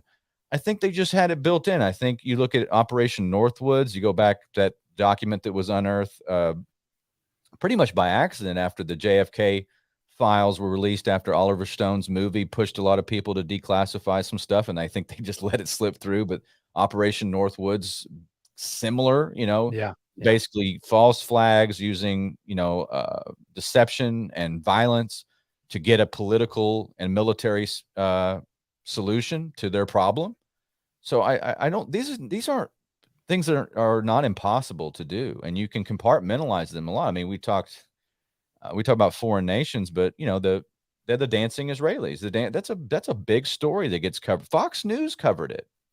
Fox News covered it for a little while, and then they dropped it. Like, stop, because you can't talk about that. And they were held in federal prison for 70 days, and then they were traded, like released over to the Israeli government. But they were taking photos. They said they were there to document the event. Well, how'd you know there was an event? I mean, they said that on Israeli television. So I will say that there's so many pieces here, and there's some great research way beyond, I mean, you talk about David Icke's book, The Trigger. Another big thing that happened, and I read this on my 79 show, Bibi Netanyahu started this group, and it was linked to La Circle, by the way, John. It was 1979, and I'll have to pull it. I mean, I'll get it off the shelf and read it to you, but Netanyahu invited all the bigwigs. They wanted to start a group to combat international terrorism by any means necessary. All this stuff, using rogue state rollback, all the stuff that you would hear later. It was 22 years before the event, and they were talking about a war on terror, all that stuff. This was beginning in 1979. So there's a lot to unpack here. You can do, I mean, just if there was, we don't have a media really that does, we have to because they won't do it. But I mean, the story about the hijacker's passport found in the rubble. I mean, they think you're that stupid. That's a real story. And you tell that to people like, what? Yeah, jet fuel melts steel beams and, causes buildings to collapse, but it won't melt a passport. I mean, right. Dude, I was saying in the chat earlier, I said, who made up that law? Who in the government said, guys, great idea. Let's tell them we found the passport. They won't believe, whoever that was a goddamn idiot. But and the insider trading too. I mean, they had massive insider trading. Some of that money is still unclaimed, by the way, shorting airline stocks. The last time I checked, this was in The Killing of Uncle Sam, the book by Rodney Howard Brown. They still have unclaimed millions from short selling. I'm going to claim it. Man, what's one of the, how Tony, I like that Tony just went over a bunch of fun. What's one of your favorite 9/11 gotchas, facts or whatever, inconsistencies? Oop, you're on mute, my man. Oddman he's working at the. I apologize. I'm not a professional. I'm barely. Well, you were a professional scare person. We get it. This is your second career. That job paid pretty good for the time. I heard they paid $19.50 now to do that. Yeah, which is pretty good around here. Starting out. Dude, for that, it's better than working at Amazon. But anyway, you just scream at people all day. Yeah. Man, I don't know. I mean, I went over quite a few. Just the whole thing. I mean, there were so many inconsistencies. The way it was covered. There was a Major General Stubblebine. I don't know if you guys remember him, but the new ager with Rima Libo. He used to show up on Alex Jones' show all the time. Oh, did he? Okay. And Coast to Coast AM. Sorry, I didn't mean to interrupt Chad, man. No, you're fine. I figured he was kind of weird, but he had some pretty good information. But they're like the architects and engineers for 9/11. Those guys are probably the most credible group I've seen that really continues to keep going after the people that kind of like going against the official narrative. And you watch a few of their videos and see some of the experts on there, and these guys make total sense about the things they're saying. And it's just it doesn't make sense once you get to thinking about it. The whole thing, the way it went down. Yeah, I think I sent you that that documentary in the chat, but I thought that was interesting too. Some of the people on there talking about. The video footage I saw in there, it really did look like explosives on each floor, because it was flashing going down like a freaking firework. It was just insane. They were talking about how there were fire trucks parked all around there right before that. Numerous people were saying that they heard bombs going off. I don't know. I mean, I don't know what the truth is, but a lot of people spoke out and said it didn't go down like they said it did. And of course they were just ignored because the official story, they control everything. So, well, it was even easier then in 2001 to control the official story. Yeah. That was before really the internet, got really going, before, Facebook and all that stuff. And people couldn't instantly communicate except by email and chat rooms. So, yeah, I don't think they could have pulled that off the way they did, today. Agreed. John, sorry, I'll keep going on, man. No, and just like there was, I can't remember his name now. I wish I'd put it in my notes, but it was one of the Middle Eastern world leaders. He said that Osama bin Laden had died right after 9/11. There was the Pakistani, I think she was the PM, Benazir Bhutto, and she claimed that bin Laden didn't die of kidney failure. She claimed that terrorists killed him. Wow. But and she was killed right after that. So that there's just so many different things that, because like I came into it after so long after it happened, and I didn't get the information as it was coming out because I didn't want to believe it. So my mind's kind of all over the place with it, but just all kinds of stuff that added together really. Yeah. John, what's you want to, or like big ones that you like to drop on people, big facts of 9/11? Outside of the CMP stuff, I got nothing. I mean, most people, outside of that stuff, I don't believe that, the Swiss, I don't know. The Swiss were involved. We both talked about a lot of Swiss connections. So yeah, you were why did you, what other, beyond they were funding Al-Qaeda? That was like the point you were making, right? With the Hunt Silver. Yes. And what Oddman talked about, the International Bank of Settlements. So you have the Swiss. I'm sure the Jesuits are there somewhere. They have to be. Yes. Tony mentioned the dancing Israelis. So you have the moving company, right? The art students moving systems aspect as well. Urban moving systems, yeah. So the Israeli Mossad connection, obviously. So when we actually say 9/11 is an inside job, it really isn't, because it wasn't just the Anglo-American establishment. It was numerous. Hopsticker also talks about the Russia connection and the Israeli ecstasy trade funding 9/11 too as well in his book Terrorland. I think so, right? Tony, it's been a while since I've read it, but I think so, yes. Yes. So, and I think it was Sean Atwood was a big ecstasy dealer. And so you have the possible connections between that ecstasy and the funding of 9/11 too. Not necessarily, him knowing about that, but the ecstasy in and of itself during that time that was being sold. And so you have the Russia connection as well from there too. So you have Russia, Saudi Arabia, Pakistan, Pakistani ISI. You have, what was that one documentary that's weird where they discuss Kroll, and it's like a guy who talks to himself, and it's like very artsy, but it's really true. I don't know. Yeah, Kroll's family was in charge of Nick Kroll.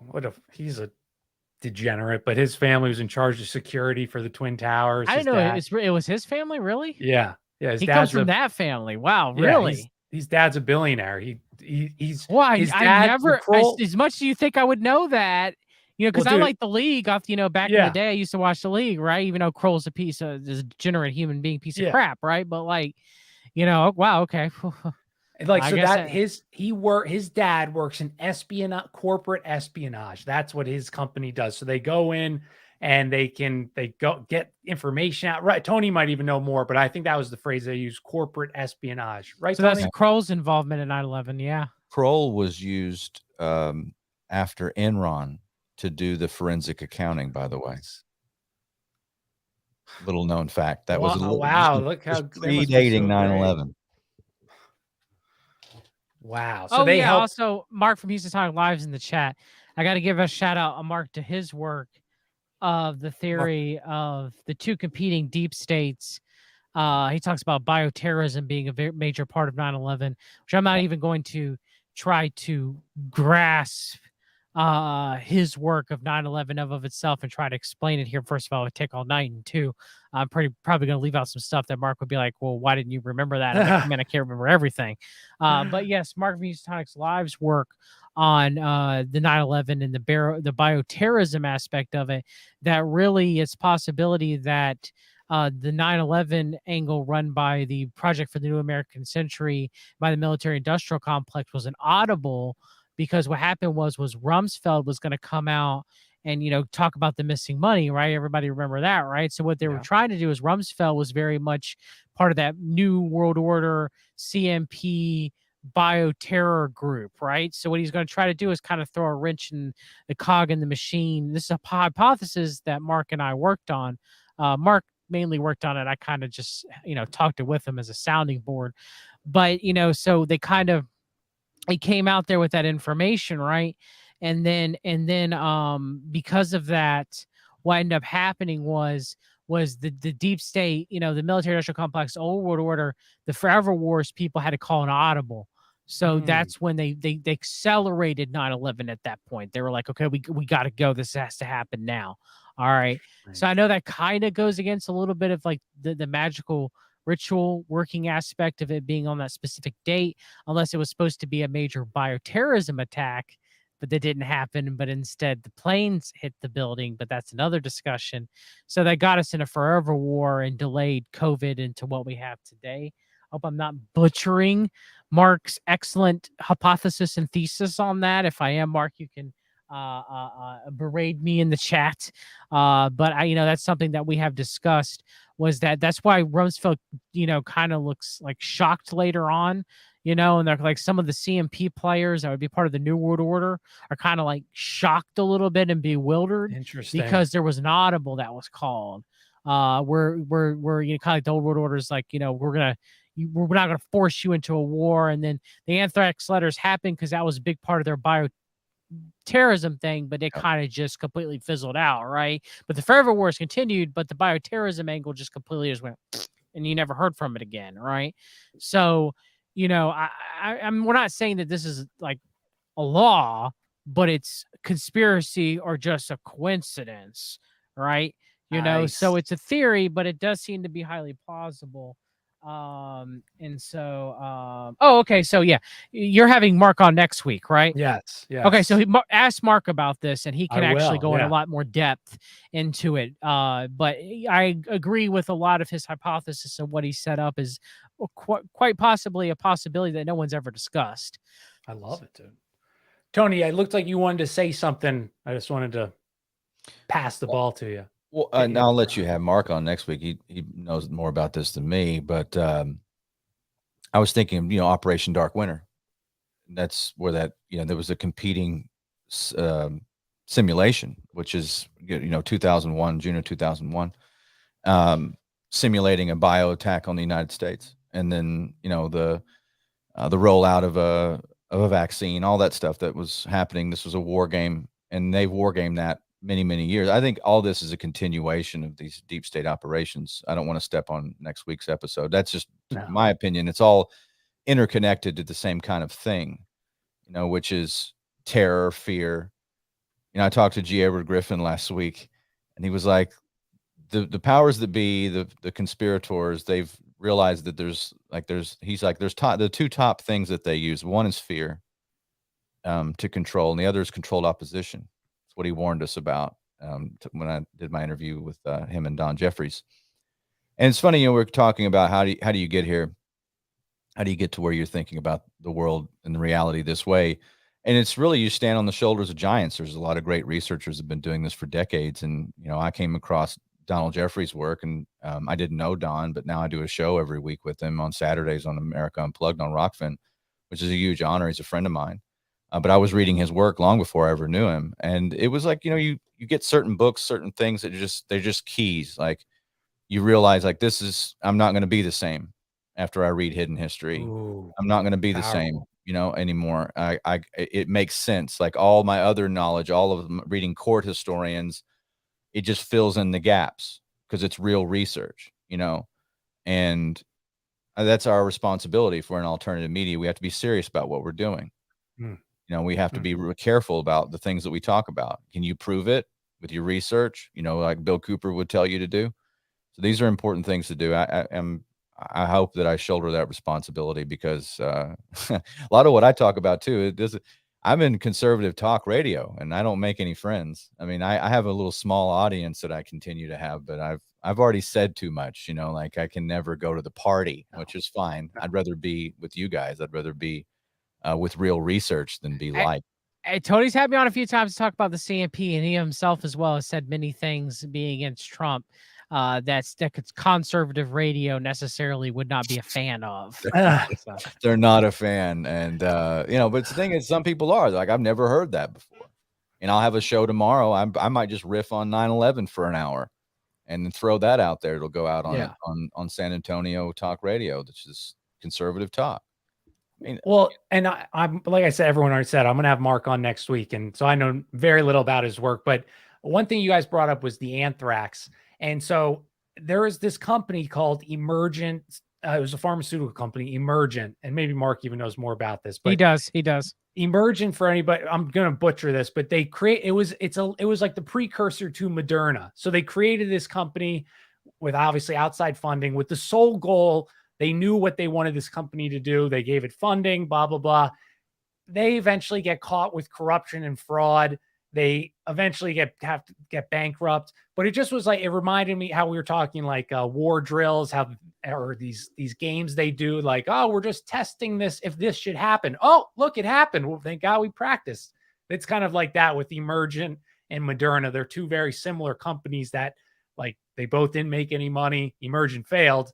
But Moderna obviously is starting to, because they got all that funding and whatever. Warp speed, baby. Yeah, warp speed. Yeah, but I don't know. So let me think. I got all these notes on so we can talk about, unless, Oddman, if you want to jump in, I got to find it. Just quick, I'll say a couple of things. He doesn't need to be long, dude. Yes. Long. Wes is saying you're a great listener, Oddman. So you would actually. No, I'm really enjoying it, man. So I don't think anybody mentioned, but I mean, everybody kind of knows it's kind of like conspiracy 101, but George H.W. Bush meeting with Shafiq bin Laden at the Carlyle Group. That was the day of 9/11, right? Yes, it was. And it was the Ritz Hotel in Washington, D.C. He was able to fly out, no problem. And that brings up the relationship with the Bushes and the bin Ladens going back to, I think, the mid to late 70s, if not longer. So that's another thing. And John had mentioned again the Project for a New American Century. And I think about just a few of those guys on there. Abrams, who is right now, I think he's maybe the head of the National Endowment for Democracy, but he's definitely on the board. And those guys are everywhere, anywhere there's a regime change, they're right there. And the two co-creators of PNAC were Bill Kristol, as John said, and Kagan, Robert Kagan, right? I mean, I don't know how to really say it, but those guys are Jewish. I don't know how else to say it. I mean, there's a lot of Jewish guys that were in PNAC, and if and then you go back to, and then you go back to, sorry, I am a little off track here, but Netanyahu. So go back to Netanyahu bragging about writing in a book before 9/11. I even wrote that the Twin Towers might be attacked by radical Islam before 9/11. And you look back at Netanyahu, whose real name is something like He's our guy. Milakowski. It's like a normal. He went to school in Philadelphia. Yeah, Milakowski, and his dad was the secretary for Jabotinsky, who was known to be I believe they call it Reform Zionism or something like that. Anyway, and he did not believe in a two-state solution at all. He was a militant, and Jabotinsky actually worked with Mussolini, and Mussolini's actually trained some of Jabotinsky's men. They called wait. You're telling me fascists met with ultra Zionist Jews? They called Like, Jabotinsky the Jewish Hitler. His that own would- guys. They that said would that never happen. That would never. No, they would never sit at the same tables and break bread together. How dare you say something like that, Oddman? I can't. How dare you? And I've read that out of a pro Jabotinsky book that I have upstairs. That's Damn. and before I think it was Jewish Ben, Hitler. I can't remember if it was Ben Gurion or one of the other early Jewish the Israeli leaders, but they butted heads, him and Jabotinsky, because Jabotinsky was just like ruthless. We're not pretending. We're going to tell you what we want. We want all the Arabs gone. He was very open about it, but they actually, when he died, Israel dug up his remains, Jabotinsky, and flew them over and put them on Mount Herzl, where Theodore Herzl's body is buried. He's the main guy for them and everything like that. So I just think that's interesting. Netanyahu's part of the Likud party, and he's aligned with some pretty radical fundamentalist dudes. So anyway, I don't know. I kind of got off track there, but that was it's all connected. If I clip this show ever, I'm going to clip that. And that's going to be that clip's going to go viral. That could be like a meme for years. I was trying to think of a way to say it. Hebes. I don't know. I mean, but Crystal's like a big warmonger. I mean, Crystal's just awful. And Kagan is too. I mean, Kagan, the last name, if you look up the Kagan actually kind of converts to priest or king. So, and let me say real quick, I left this part out. Who's Ronald Kagan's wife? Victoria Nuland. She was also in the National Endowment for Democracy. I think she still is, and she's been behind the whole Ukraine thing since 2014 and still to this date. So, wow.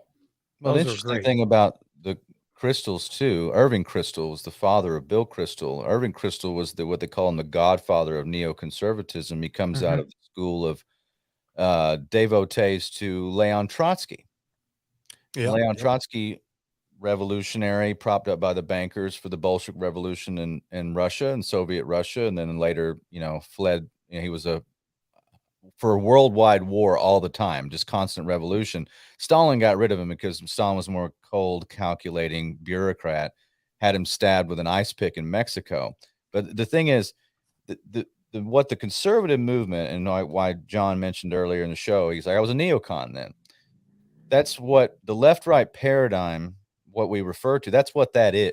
Like where you have the left over here, but you really have the right-wing Marxists and the left-wing Marxists, because the dominating spirit in the Republican Party still, even with MAGA and all the stuff, they couldn't get to the core of it, which is neoconservatism, which is wide open borders, revolutionary war, multinational corporations creating a Fabian socialist. Well, the progressives are like that now, Tony. They put on that mask of they're like, they're the same. Oh, look how they're neocons. So most of your conservatives, your fake phony conservatives, they're Fabian socialists. So you have communism on one side, which is in your face, totalitarian radicalism, right? And revolutions, right? And on the right, you have the destabilization and controlling of institutions, which are done by the Fabian socialists. So it's just slow. So they put a knife in your back where the communists are coming at you with the knife. All right. So as the Koch brothers, put all the mom and pop stores out of business and buys up, they buy up everything, right? Under the guise of free market capitalism. All right. They're true Fabian socialists in that regard, as they're breaking down the institutions very slowly and complaining that the institutions are being broken down. But they have to be completely destroyed because they're in shambles. I mean, Tucker Carlson is your prime example of a Fabian socialist today, if you really want to get honest. So as they're ranting, look how bad the left have destroyed our institutions, as they worked with the left in doing it. I mean, it's ridiculous. That is fascinating, dude. Man, you got some of these names. I don't know. I've never heard. I obviously have heard of the Koch brothers, but that is I like that how you said they come from the back, and the communists come from the front. I mean, Tony, you're right about the Fabian social. I mean, you see it, man. I mean, it's sad. A lot of I myself consider myself to be, right leaning in most of my political beliefs. I would always, I guess, consider myself to be a Christian conservative. It's stuff that I believe in would be labeled as such, I guess, right? But the thing is who's going to represent me? I would assume you're more libertarian in your beliefs, Tony.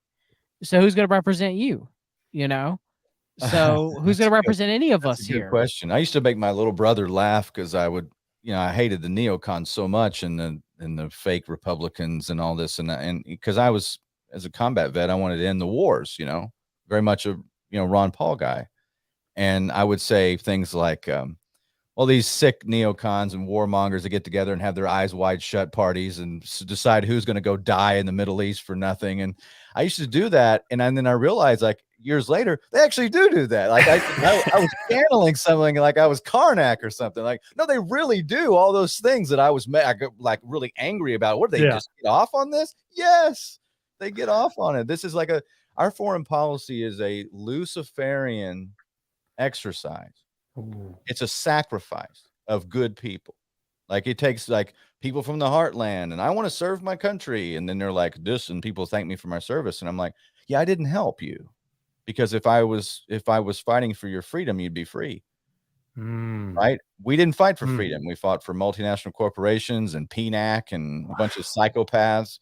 That's unfortunate. That's a hard pill to swallow. I'm sorry, I didn't help. The fight really is here. It's a local level. It's working with people. It's information. It's spiritual war. Yeah, there's a place for combat and all that, but it's just not. It's not what you think it is, and you don't learn that until you get to be it. Now I'm not a young soldier anymore. I'm a little bit older. So that's really powerful. Just hearing you say that, like, you were there for one of the first people there, and hear you say that you weren't fighting for freedom, but multinational I thought corporations. I thought I was. Most soldiers think they are. Right. But just, my very good friend that I was there in Afghanistan with, he's in Arlington Cemetery. I put him there. Okay. He's my very, very good friend. I think about him all the time. And he got a Bronze Star and Purple Heart for his service. He died because he was exposed to something. Like, it just killed him. And eventually it took him about another year, but he got exposed to something in Afghanistan and died in his sleep. He was 23 years old. So I think about him all the time because he believed in the mission. And I wonder what he would think now. I mean, we were both like, I think we were starting to come online to figure. It's a very shocking thing. I mean, you're talking about, where were you? And then people like me, it's a pretty rare. I mean, mathematically, that's pretty weird that I just happened to be like the response, and or part of the what you call the tip of the spear. And my commanding officer, I screenshotted that and put it in my archives if I ever needed. I'm like, no, that's what my commander said, not me. Yeah. It was the tip of the spear. So I don't know. I mean, I just have to square that because this is a very difficult thing. There are heroes still, right? But the game is not what you think it is. And that's the difficult part of all this. Like, our job in alternative media is to get to the heart of the matter. It's to get to the truth, no matter how uncomfortable it is, because that's what matters. Dude, poetic. Oddman, did you have something you wanted to say? I just wanted to quickly build on what Tony was saying about this Luciferian foreign policy. Think about this a lot, and I've mentioned this on the show, so people might know this, but I've got I kind of lean towards this. A lot of these people are in control. I realize there's like a hippie side to the occult, and people just want love and peace and all that stuff. That's cool, anomaly and people like that, but there is the dark side where duality means there's no such thing as good and evil. And a lot of these people believe in reincarnation too. Mhm. And you say, well, how could reincarnation be bad?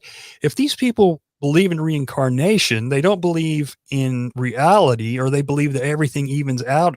Like I heard a Freemason just yesterday talking, and he's like, well, if a comet hits Earth, well, the comet's not evil and Earth's not evil. It just happens. And he was trying to justify like the CIA doing evil things. And I'm like, what the hell? Yeah, that's how they look at it. That's how Yeah. they look at it, Odd Man. It's crazy. So when they take it to that side, there's no, people think how could Wilson stand down for Pearl Harbor and let that happen?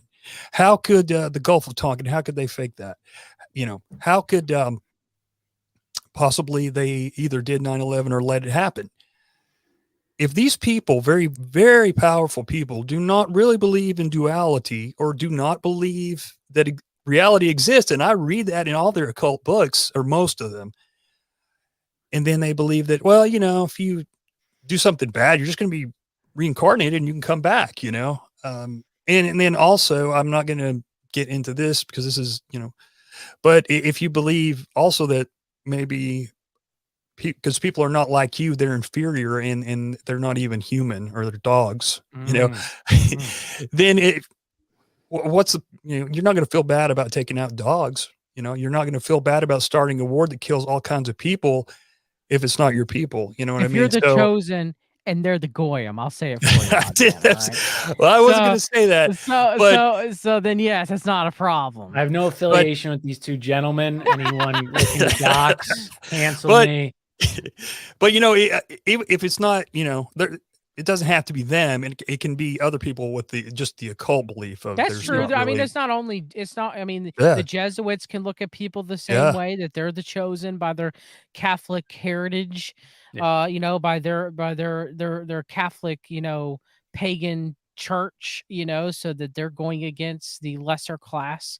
It doesn't necessarily have to be the Talmudic Jews. There's many different factions that look at the world the same way through those eyes. So and if you really get into people who are into dark magic and don't try, like get behind the scenes and don't try to hide it, I mean, God knows what they're capable of. And they, I mean, like you just look at, like, we laugh at like Anton LaVey and his beliefs and stuff, but really,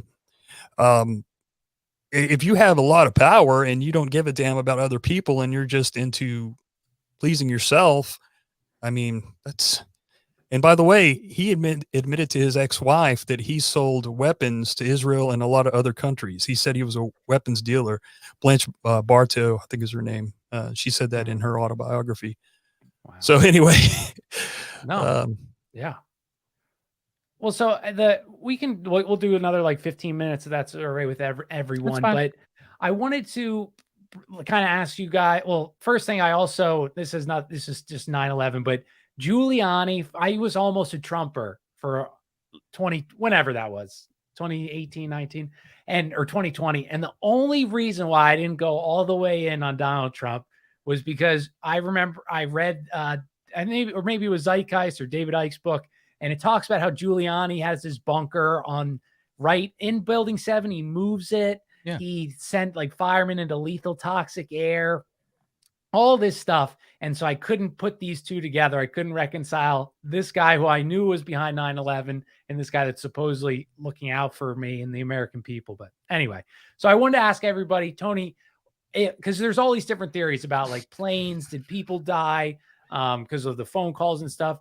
What would be like your, like a summary of what you think happened? What went down on that day? I think that a group of well-coordinated, connected individuals were able to hijack the defense apparatus of the United States temporarily. I think that the plane in Pennsylvania, in my opinion, was shot down when our military regained control of itself. You think that's what happened in Pennsylvania? I think it was shot down. That's what I think. I don't know. But it's why, just based off of what I understand from NORAD, the stand down orders, running Able Danger, Vigilant Guardian, all these things that they were running simultaneous drills. How would people coming from caves, in Afghanistan and Pakistan, limited funding, Yeah, they're going to get wired 100,000 from the Pakistani minister. Who cares? It's nothing. That's chump change. Yeah. You're talking about NORAD. You're talking about the air defense systems of the most powerful nation on earth. So I think one of my opinions too, I don't know how valid it is. I think the plane that was shot down in Pennsylvania was meant for Building 7. I think they had them wired and charged.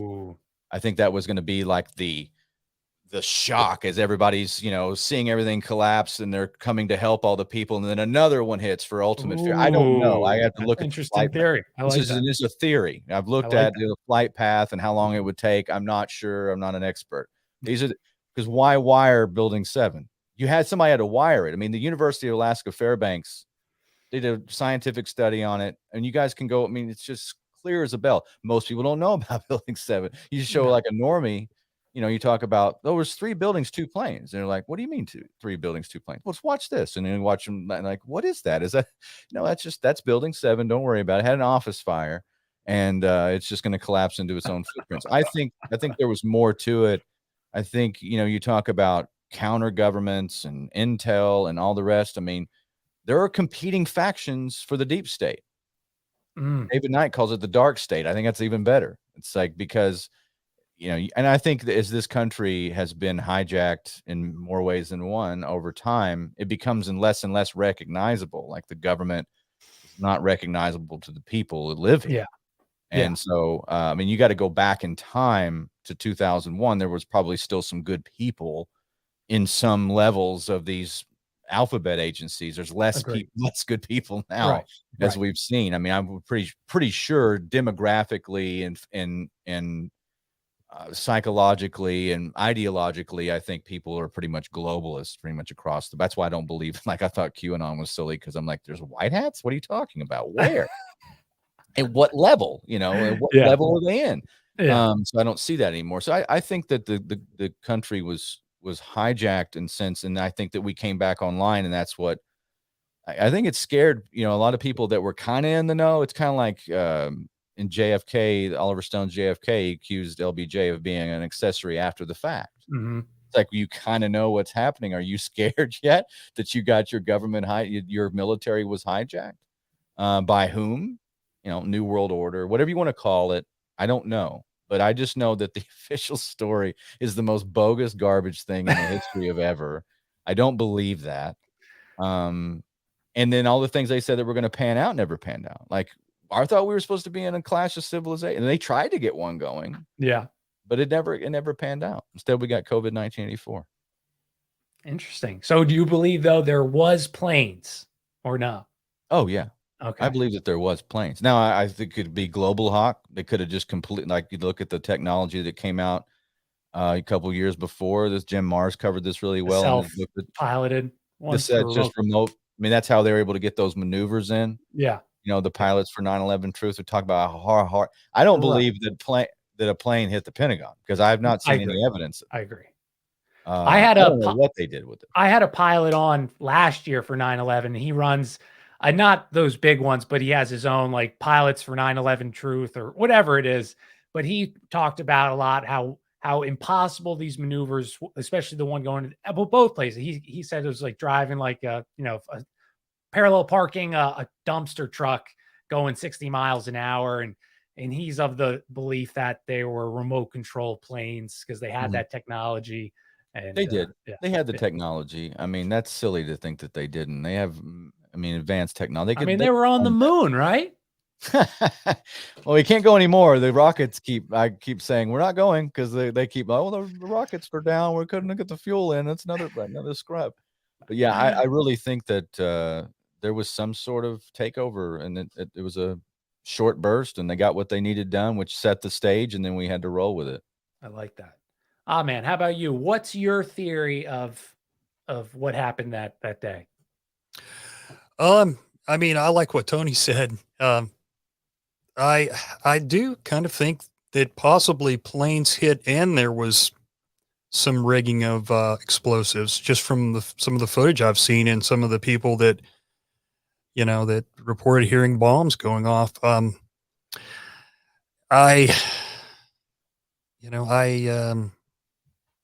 It's hard to say. I mean, it changed my life forever. And I wasn't even there. I can't imagine what it did to people who live close and lost people.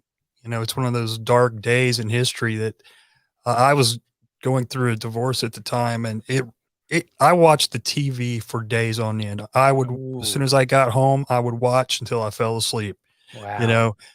For weeks, and it really changed me, and it did a lot of people, So when I finally was ready to believe that it wasn't quite what we were told, it was it's pretty devastating. I've never done a show on it, and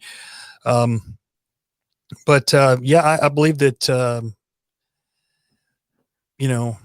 we either stood down and let it happen, and it would have to be somebody very high level that would make that happen, or we dropped the ball. And like Tony said, they may have scrambled our radars and communication and different things like that. I do believe they, had the war on terror already planned. It was going to go regardless. And I think they already had the Muslim plan in place long before that. So no matter what, we're going to go for the war on terror, I believe. For how you said, like, the scrambling, the one fact I had was Andrews Air Force Base, which was 10 miles away from DC. They send jets from there? No, they sent jets from Langley, which was 130 miles away, and Otis, which is 153 miles away. So I'm just saying to prove that. Yeah. I mean, that sounds insane to me. And I same with what Tony said about the Pentagon. Yeah, there's too many experts who said there was not a plane that hit there. No, I saw those pieces on the floor. What do you mean? Remember Rumsfeld said, I went out there and was picking things up, searching for things. And then people were like, people were like, no, you hit it. What's that? Yeah. He also said when the missile hit the Pentagon. He said that. Yeah, Donald Rumsfeld. You can find it. Wow. He said when the missile hit, and they're like, what missile? He also said plastic knives. That's how they took over. Oh, well, you just don't know. You know what's happened, dude? After he got aspartame passed by the FDA, he was just sniffing that stuff, messed with his brain a little bit. Well, what did he say? There's knowns and then there's unknown knowns. That's our explanation, right? I never heard that. John, how about you? Shaking hands with Saddam. That's my favorite. You ever see them when they confronted him on that? It was live on there. They're like, "Oh, we found this. This was back in right before the lead up to the invasion of Iraq." He goes, "Now, where did you get this?" And he was like, "Oh, we found it in our archives." And he's like, "Well, was this sent to you by Iraqi state television?" Like, "No, we just." I gotta see this clip. Oh my god! And he goes, "Well, isn't that interesting? Isn't that?" And that's all he would say about it. Isn't it interesting that he met with Saddam? Yeah. That is hilarious. Hey, just quickly, I don't want to jump in John's space, but I read a while back that I think I've got it here somewhere, but I believe it was in the 50s, the CIA hired a 6-man team to go in, and they were going to assassinate an Iraqi leader. Can't find it now, but Saddam Hussein was a part of that. So he has been involved with our government that many years. Installed him in 1979. Unbelievable. Saddam Hussein. That was 59 here. Yeah. I'm not. Wow. That was the Bath. That was the Bath party that you're talking about. It was the Bath. So he was a part of the 6-man team in 1959. The CIA authorized the squad to assassinate then Prime Minister of Iraq, General Abd al-Karim Qasim, or something like that. And then the guy that they put in stayed in power until the next 20 years, and that's when Saddam had him taken out. Interesting. He was a young foot soldier. I think that's how that goes. Huh. That's I gotta see this clip though of Donald Rumsfeld. That's hilarious. It just sounds hilarious. So, John, what's your take on what happened on the notorious day that is 9/11? Well, I believe that there was probably some sort of missile that hit the Pentagon. I believe there's probably directed energy weapons involved in some capacity, probably thermite explosives in some capacity as well. I don't believe in Simon Shack's September clues nonsense. Of course, his father was a very I don't know that. high that no one died on 9/11. Oh, okay, That gotcha. that it was a complete hoax, because his father was a high-ranking Mason and Formula One driver, and so I think it's a complete nonsense Hmm. that what he put forth, Simon Shack did. And he's recently been doing shows about occultism from an occultist point of view here recently too. He's made a reappearance back in the conspiracy realm. Simon Shack has, and so I completely dismiss his September Clues video. I've seen it. Because of that, and because of him being an occultist, because of who his father is, which sins of the father doesn't necessarily mean the person in of themselves has issues, but it's suspect, and him being an occultist is still continuation of that suspicion. Okay, and so I believe that there's probably some directed energy weapon involved. I believe that there's probably some sort of thermite involved. I believe the missile probably hit the Pentagon.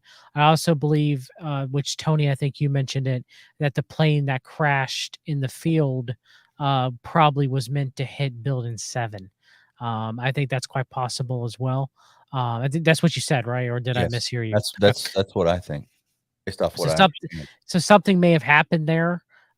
Maybe if you agree with Mark's hypothesis that maybe the New World Order, the CMP somehow managed to bring that plane down to kind of make the other side look foolish because it never was able to hit Building 7, to kind because the whole Building 7 thing kind of looks weird, right? Hmm. With no plane ever hitting it, right? So maybe they did that as a way to try to expose them to some degree. If there is a warring deep state, so maybe that's a possibility of why that happened. I don't know, but that's how I look at it. Some people will say, Dr. Judy Wood's right or Dr. Judy Wood's wrong, or this person's right or this person wrong. To be honest, none of us sitting here have any earthly idea exactly what happened on 9/11, and I would not expect any of the fine gentlemen here to even say that we do completely, because we will never know. No. And so we can theorize all day long. If someone thinks it's all thermite, I'm not going to say they're a shill. If someone thinks it's all directed energy weapons, I'm not going to say they're a shill. If someone says that no one died, I'm not going to say they're specifically a shill, but I will say someone like Simon Shack, who propagates that false Gnostic mythos, is a shill. Okay. And so, it is what it is. I have no idea truly the machinations of who all were involved as well on 9/11, Anglo-American establishment, the Jesuits, the higher, ranking, powerful Jewish families, Russia, Pakistan, the Five Eyes, Switzerland, the CMP, the CFR. There's probably there's probably countries that we never even thought of that were involved that we have no idea, right? Like, has anybody really ever digged into possible Chinese involvement? And so I don't know. There's so many players involved in the massive ritual that was 9/11. We'll never fully know the inside or out truth of it because we haven't even figured out the JFK assassination. So That's a very fair point. Yeah. The whole, oh, never mind. Yeah, that's more than fair point. And the one thing I just wanted to say about because the Pennsylvania I live in Pennsylvania. That was like 3 hours west of me.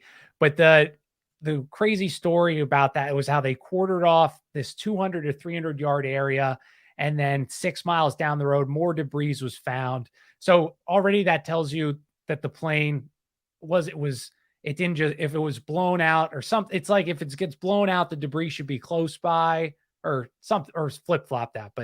And then there was this doctor there who was the coroner, and they said, "You going to play ball with us?" The FBI came and asked him that, and they asked him to, he signed his name was Miller. He signed all the death certificates of the bodies, even of the ones he didn't see. The FBI claimed all material was incinerated and landfilled at an undisclosed location. So, as always, evidence, it's burned. We don't want to, it makes us sad. We don't want to see that anymore. So, that was the last thing I wanted to add. So, Tony, where can any last thoughts, and you guys can sign off and all that stuff. I'll say one last thing because I it's a love lot of information to cover and it's a sad subject and it's dark. But I'll say this, it's the law of unintended consequences. And I thought about this when I was a young soldier, and I think it holds even more true today. But when events like these happen, people that would have otherwise never met each other meet, right? Ooh. Kids get born that would have otherwise not have been born. People exist on this planet today that because of this event, it's a trigger, right? It's a bifurcation point. And I believe some of those people that are born from this event and because of their parents met and because of the circumstances that are surrounding it will be the ones that shine the light on this. It will be the ones to right this wrong. And I think that will happen. History, I believe, will punish. There will be justice for the people and the entities that are carrying out and continue to carry out this evil. So I'll leave you with that because I do believe that we live on God's planet and it's a battle that we're all in and we're all, none of us are perfect, trying to find out the truth, trying to do the right thing. But I think the law of unintended consequences, you can plan all you want. You can't know every variable because the people that do this and the entities that do this are not God Almighty.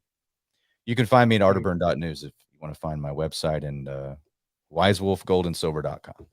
That was a nice positive. That was a good positive note to end on, Tony. Oddman, last thoughts and where can people find you? Yeah, man. I thank you guys for having me on. It's been a real pleasure. I don't know what I added to this show, but dude, lots of things and the best joke of the night. I got it mentally. That is true. That was one of the best jokes of conspiracy culture of all I'm gonna time, clip it. Well, that was not meant to be a joke. I was trying to figure out an eloquent way to say that, but it should just be able to say it in a free country. It's not anything bad. But anyway, thank you guys. I just want to thank Joe Biden for drafting the Patriot Act. He did give us so much, and also for pulling out of Afghanistan the way he did, so we can go back in a few years and fight those guys. Yeah. Wait, Joe Biden's our guy? Sorry about that. I forgot about that. So. You guys can find me at theoddmanout.podbean.com. That's where the show is, and _ the Oddman Out on Twitter and Instagram. Love it. John, last thoughts and where can people find you as well? I'm glad to be on Conspiracy Just a Coincidence again with the 9/11 version of the Mount Rushmore podcasting. I like it. Ooh, I like it. And so here with the great Tony Arterburn and the great Oddman, of course, you as our excellent host, Jack. You guys can find me on the Infinite Fringe with Billy Ray Valentine, with Black Trump, walks planks and robs banks. You can find me on Twitter at OB1 You Know Me. And it's been great. It's been great being back here on Conspiracy or Just a Coincidence. Shout out to Billy. Of course, that's where you can find Billy, but not me. But I'm plugging Billy because he wasn't here this evening. And so, take care, everybody out there. God bless. All right, guys. I hope you enjoyed the show. I had so much fun. We broke the record. 33 people were watching. So thank you, everybody. New people in the chat. So now you're stuck with me because that's the highest number we hit. So I hope you enjoyed it because you're going to be here every day. All right, everybody. God bless. Take care. Have a good night. Peace.